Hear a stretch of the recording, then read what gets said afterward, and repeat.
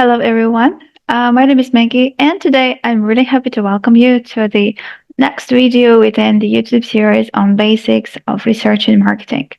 And today we're going to cover a very important part of work with literature that you can use for your academic publications or for anything related to research for your work, for your company research or something like that. So this is something that helps you to understand if you can trust any publication on the internet. And my name is Megi. I've been in academic career teaching and studying for more than 12 years. And I'm really happy to share with you something that I know to help to start from the basics. And I really hope that it's going to help you with this particular issue. So without further ado, indicators of the article quality in marketing or MarTech research. MarTech, as a reminder, is the part of marketing which looks at the connection between marketing and technologies. And this is something that I'm specializing in B2C, usually in retail. So, but let's move on. This slide, I already introduced myself to you in the first lecture, but you can still go through the important things, important bits about my 12 years of becoming someone that could teach. And here on the right side, you can see the QR code, which can lead you to other online initiatives which I have related to research and marketing and MarTech in particular. But nevertheless, you can just go through it, take your time by stopping the video. But without further ado, let's continue with the topic in hand. So what and why, why is it crucial to evaluate the sources? You can just, take a moment to stop this video and think, why do you actually need to be very, very, careful with evaluating the sources that you're using? If you answer that, let's take a look at the points which I consider to be very important ones. Is that first, that anyone have an access to put up a web page. You can buy a domain. You can build up something on a site constructor, somewhere Tilde or Wix, and write something there and say that you're a very important person, even without any, experience confirmations or something. It's very easy. And that's why you have to be very careful. And this Wikipedia, for example, it's a nice way to just, take a look at it and more or less understand what the topic can be about. But anyone, can put there some remark for some time without any consequences. I mean, it can be taken down after some checks or whatever, but nevertheless, this is not something that you can trust and use for your academic publications. Trust me on that. Many pages are not updated. In research, it's usually, depending on the research, of course, but when we talk about something trendy and something developing, it's usually about something very recent. And hence, if you take something of 10 years ago, you gotta be really, really careful with that. That's why be very careful with the dates of the things that you're using.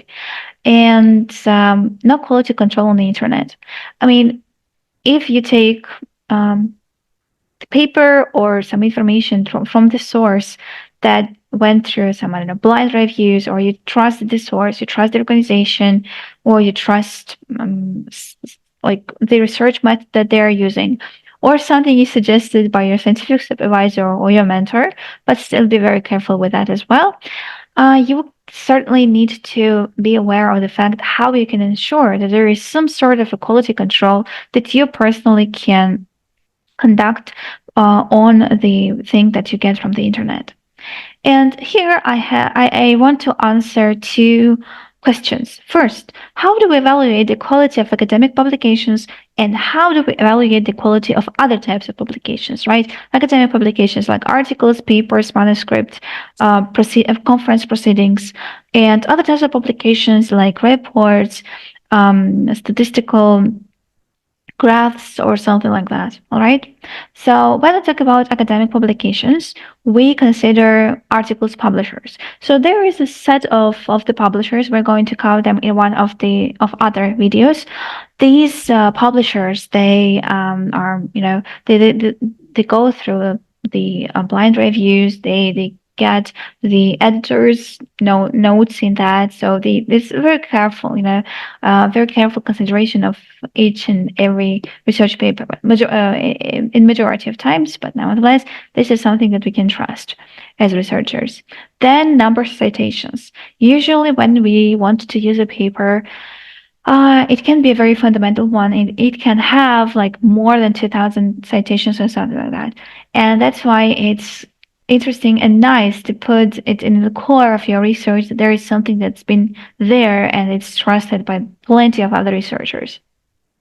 At the same time, it's not always the representation of the actual reality of the validity of the paper. For example, the paper can be published like a month ago. It didn't really have any capabilities of earning its citations in a month, especially considering how long it actually takes to publish an academic paper. So, for example, the first citation to this recently issued very good paper could be in good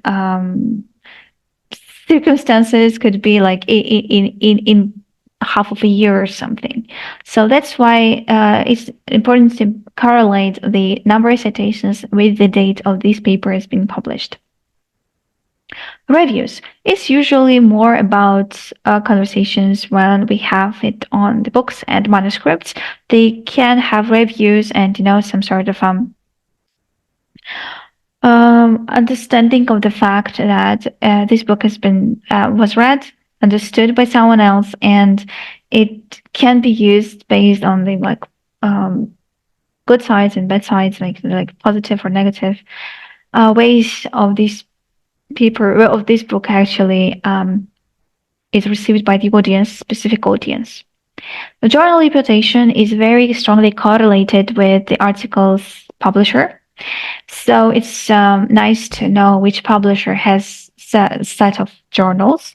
And usually when you use the electronic databases, we're going to have a little bit of interactive thing. And actually, I will show you an example.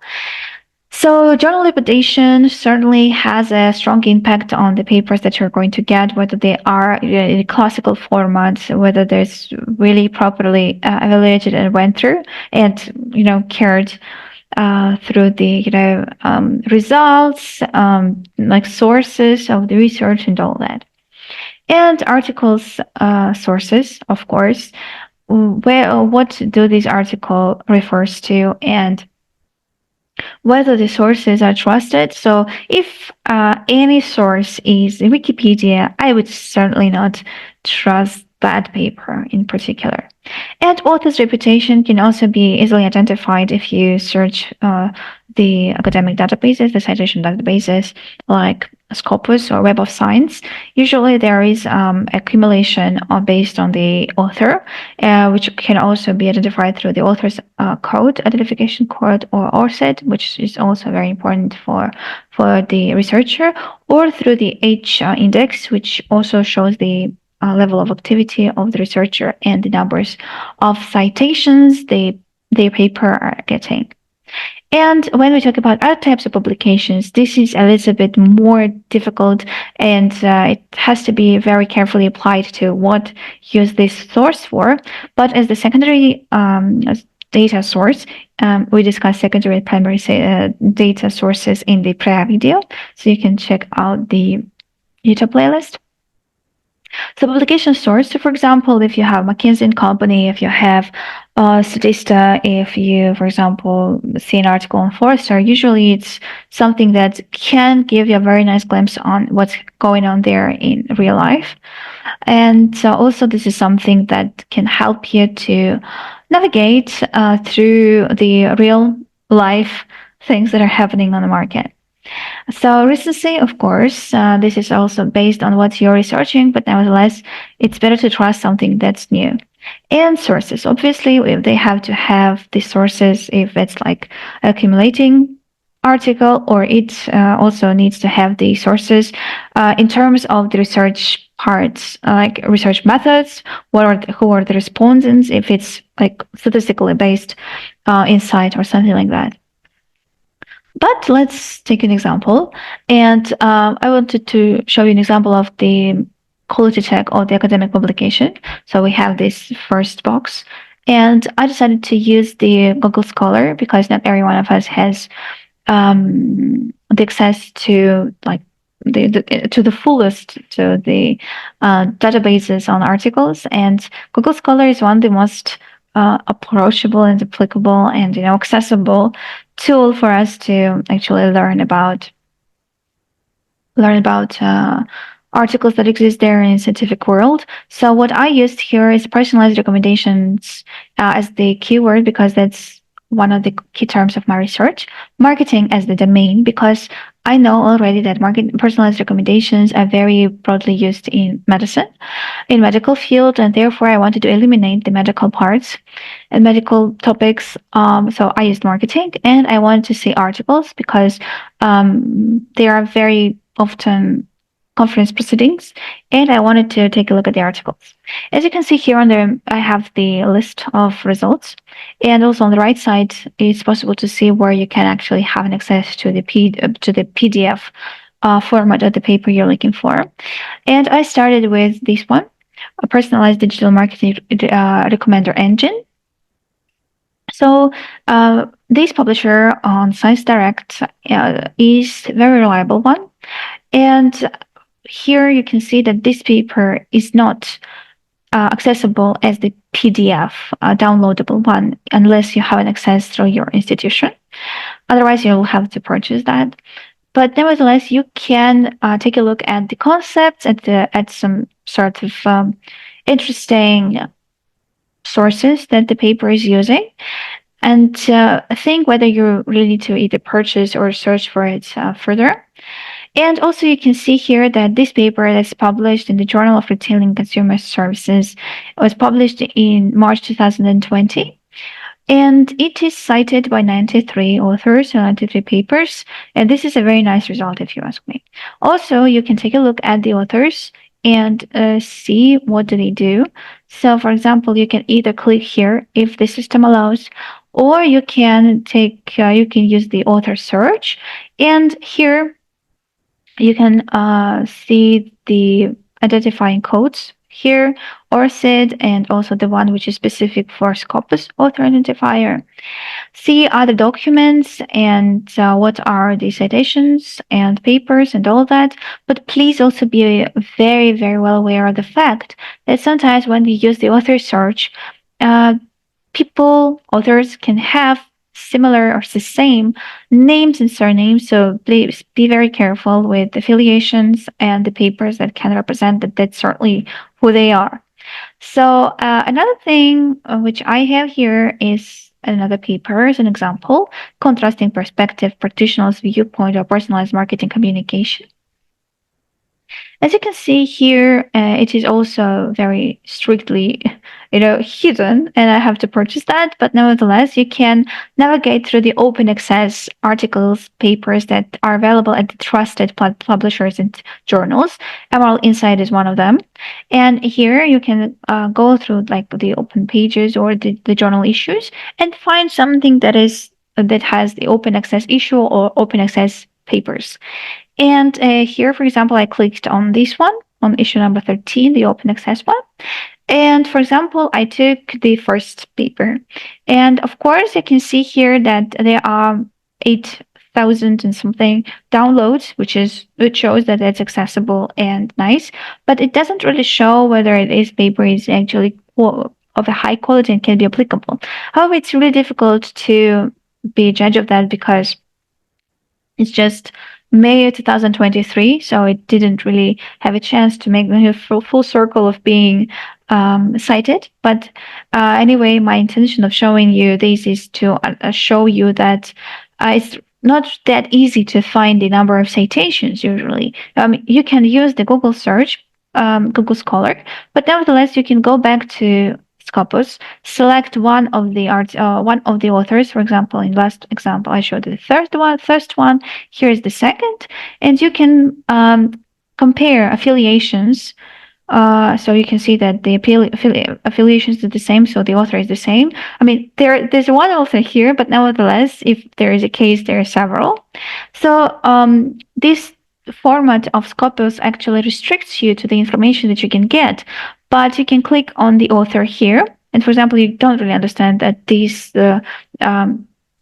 document title is something that represents this author, but you can go through you can click on the authors here, on the author's name, and you'll be directed to the to set of the last 10 documents and go through them, and you will see that the authors list contains this paper, and as it is predicted, there is yet 0 citations of this paper anywhere, right? But it doesn't necessarily represent that this paper is bad. It's first, it is very recent. Second, that other papers who could cite it are not yet published. It also can be the case. But nevertheless, the publisher is trusted, the journal is trusted, the author is credible, also based on the H index, it's quite nice. So the author is active and the author works. So that's why I would trust these papers. And when we talk about other types of publications, I would give you an example of McKinsey & Company. I like the source for, linking the theory with practice. So usually it's nice to get the information about the practical side and have it, very like in a summary way. And here you can see that all of that is very nice. So you have the links in here, direct links. And also you have a very nice set of the sources. And certainly this is something that you can use, recheck the sources and try to be very careful and critical towards all of that. But nevertheless, I would trust this one to see the practical insights much more than any other source. I mean, of course, again, depending on your institution's guidelines, on the opinion of your scientific supervisor and your university, but nevertheless, McKinsey & Company, Forrester, Statista, all that provides sources, statistical information based on the research method. It's there. It's written, and you can access that easily. It increases the trustworthiness of the source.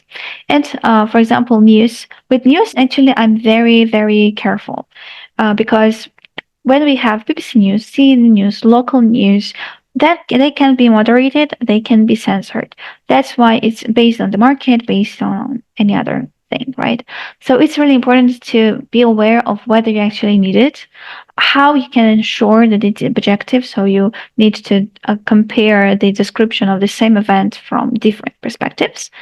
And that's how you can actually try to be very objective. As a researcher, has to be very objective. So with that, I conclude this video on the indicators of article quality in marketing. I hope that it is something that can be applicable to your research. So if you have any questions, please let me know. Also, here on the QRs, once again, there is a link to the website which I have. I specialize in MarTech, in research and supervision, so you can also take a look at that and follow this YouTube channel to learn more, because I do have a strong intention of sharing with you a lot of things. Also, I have the MarTech Open Lectures. If you're interested in marketing and technologies, I invite you to watch them either in real time or in recordings, because I upload them on YouTube. And also MarTalks are the speaking clubs which help you to meet other people, talk about topics on MarTech, and improve your English language to be able to communicate with the proper terms, and just practice, which makes perfect, as they say. And I also have the MarTech guide, which I created myself. I wrote it based on the 12 years of experience, and for those who are in the beginning of marketing career and who would like to learn more about where to learn, what to learn, how to learn, what to trust, and how to understand what to do with your career in marketing or in MarTech, to be more specific. With all that, I thank you once again. I hope to see you in the future videos. So have a very nice day or something that you are having. So it was Maggie and nachom